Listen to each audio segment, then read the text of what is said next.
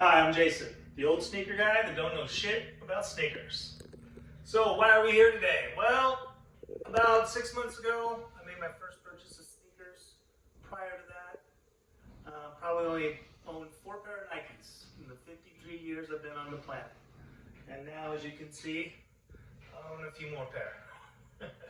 Started watching a lot of clips on sneakers and needed a new hobby because I got sober. And so this is where we're at.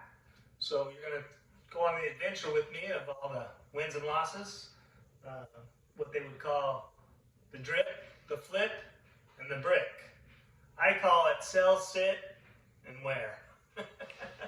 So my first pair of sneakers that I bought was basically, I downloaded the sneaker app. These were the first ones that were dropping that day. And I actually liked the shoe.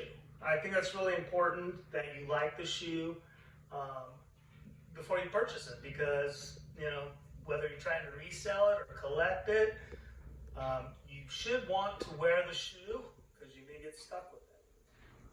Or you can, with Nike's policy, obviously, you can return it within 60 days. That's a little secret that I'm letting out early.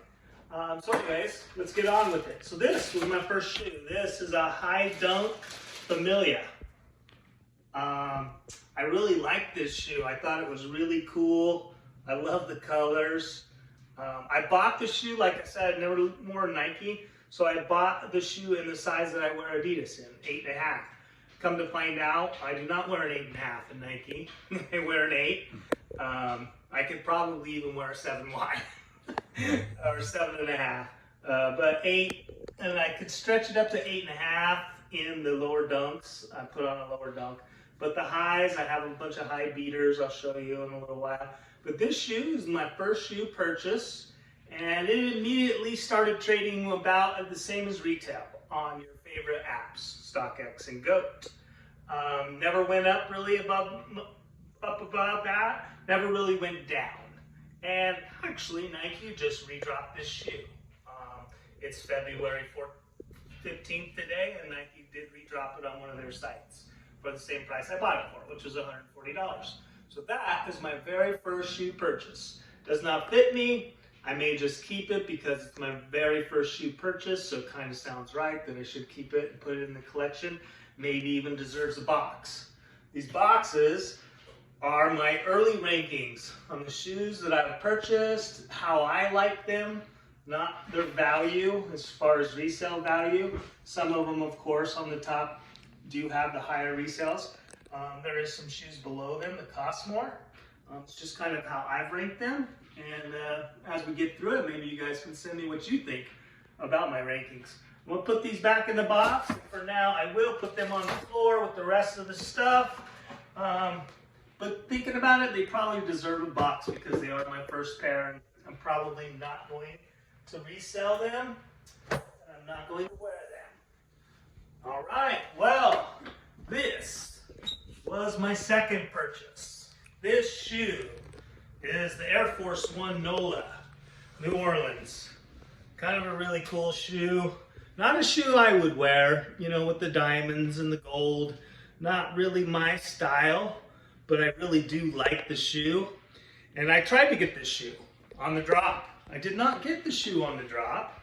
However, the very next day, I went to Nike store, Forum Shops, and it was just sitting up on the wall.